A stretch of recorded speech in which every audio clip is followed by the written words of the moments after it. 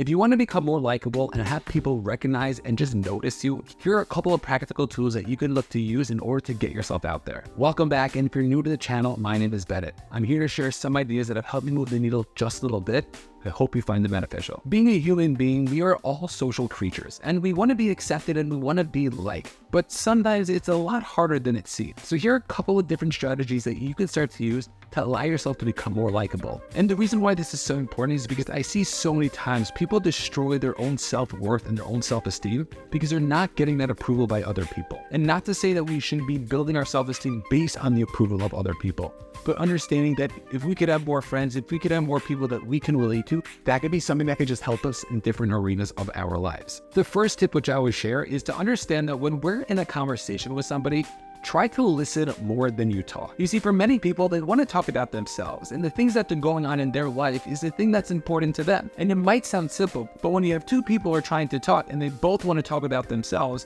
it's interesting to see what's really going on. And I would ask you to notice this the next time we're in a conversation or you're listening to a conversation. How many times are they talking about themselves and how many times are they talking about the other person? And if you could be somebody who is able to just listen and to get the other person to talk, even without you saying anything, the other person is going to be felt heard, which is so important when it comes to being able to build that rapport with somebody. And it's why people in sales are even trained to do less of the talking. If you're doing more talking, then you're doing more damage. Recognizing that if people felt understood, they're going to be the ones who are going to be able to feel connected to you. So the next time somebody starts talking, keep asking them questions about themselves, about what's going on in their own personal life. I have a whole other video in terms of communication and how to work if you're somebody who's an introvert, but recognizing that there are certain skills that you can start to use to allow yourself to listen more and get the other person more engaged in the conversation. But for kicks, here are two specific tricks.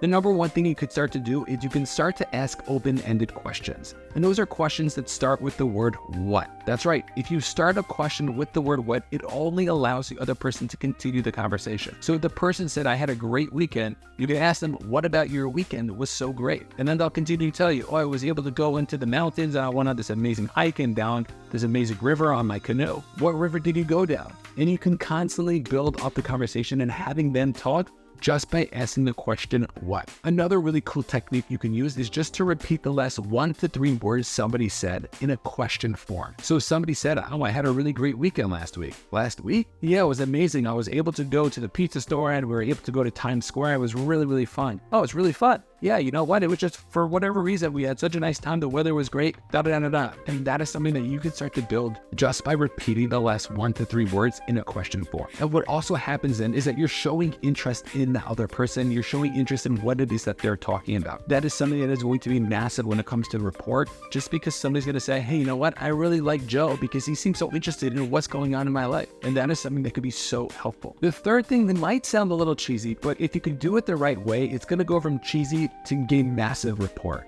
And that's trying to compliment the other person. And of course, if you go over to the person and you just start complimenting them all the time, people feel uncomfortable and people don't really like it. But if you could pick up something that somebody said and compliment them in a way that maybe they never even thought about, that could be something that could be massive. And this is also another sales technique that a lot of people use. They label the person in a certain way, so then that person can start to identify as that person. So if you would go over to somebody and say, you know what, you're a really brave person. That's really inspiring. You don't think that person's going to feel like $1 million bucks. Or if somebody tells you about a specific trip that they went on that was really crazy, and you tell them, you know what, you're so courageous and adventurous. That's really something I wish to be able to do. You don't think they would feel great?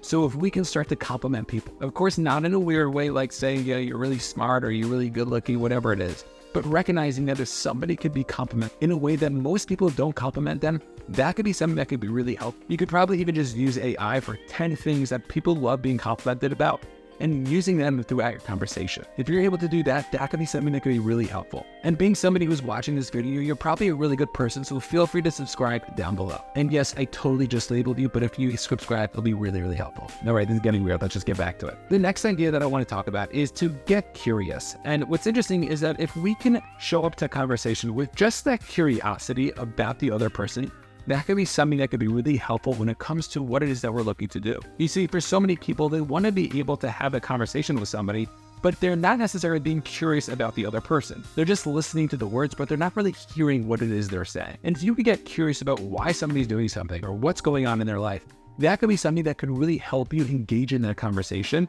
and really build that depth of that relationship. And it's also a powerful tool when you disagree with somebody that you want to be able to work with and really work through something, but you want to be able to get your opinion across. And being curious and really stating your opinion in a curious way, or maybe questioning them just out of curiosity, could be something that could allow yourself to get your opinion out there. And for so many people, if somebody says something and they want to disagree, they get so defensive and they feel like they're being attacked. But if you come with a curiosity hat, that could be something that kind of allow you to be able to ask those questions without being so direct. The next tip I want to share with you is more in a social setting scene, but to understand that you shouldn't ever be the center of attention. Do you know those guys or girls who are constantly looking to get everybody's attention? So most people are not such fans of that. And they might be feeling like they're getting all the attention and they feel great. But really deep down inside, they have a low self-esteem and they really don't feel so great. So if you're trying to overcompensate for your own issues that you have going on, being the person on the side who could be able to have those one-on-one conversations or smaller group conversations could be a great way to really connect with people. So many times when there's so many people gathered, all that happens is that nobody really is able to build any relationship with anybody because everyone's just doing the small talk. So even if it means to call somebody over to the side or to speak to somebody when you see that they're alone, that could be something that could be a great way to build that relationship. And my final tip is something a little bit more practical, but if you could remember people's names, that could be something that could be massive. My wife happens to be incredible with names, but even if she only heard the person's name a couple of years ago and never even met them, but realized that they were friends of so-and-so, so when she does see them for the first time, she mentions, "Hey, are you Joe?" And the person's like, "How do you know?" She's like, "Oh, I remember that one time Nikki mentioned your name and you came up." So that can blow people's minds away. It's a really big skill, and personally it's something that I'm constantly working on because I totally forget everybody's name. But recognizing that if you can remember people's names, that could be something that people would just feel so good about themselves. It's one of the reasons why public speakers, when they're speaking to a smaller group, might call people out by name, because by saying somebody's name, it could be a really great way to be able to build rapport. It's something magicians use also when they're looking to try to deceive you. So next time somebody's doing a card trick on you and they're calling your name, make sure not to look up in their eyes, but to keep your eyes on their hand. And in a similar vein, if you can write things down about people, about what's going on in their lives, so the next time you speak to them, you're going to be able to have something to talk about, that could be something that could be so helpful. I remember the first time that I recognized that was happening to me. You see, I would have these meetings with my financial advisor, and every time I would meet with them, they would ask me questions about my family or the things that I'd done. And I was always so impressed about how it is that they remembered all these things about me. But then I realized that they were probably just reading a script and they wrote things down. So maybe don't be so cliche and ask the same exact questions, but if you can remember certain facts about people and then bring them up in conversation about them, that could be something that could be so helpful when you're just trying to build that rapport. And if you're somebody who wants to be able to become more likable, but you just don't have the confidence that you really have, make sure to take a look at this next video where I talk about how I gained my confidence back.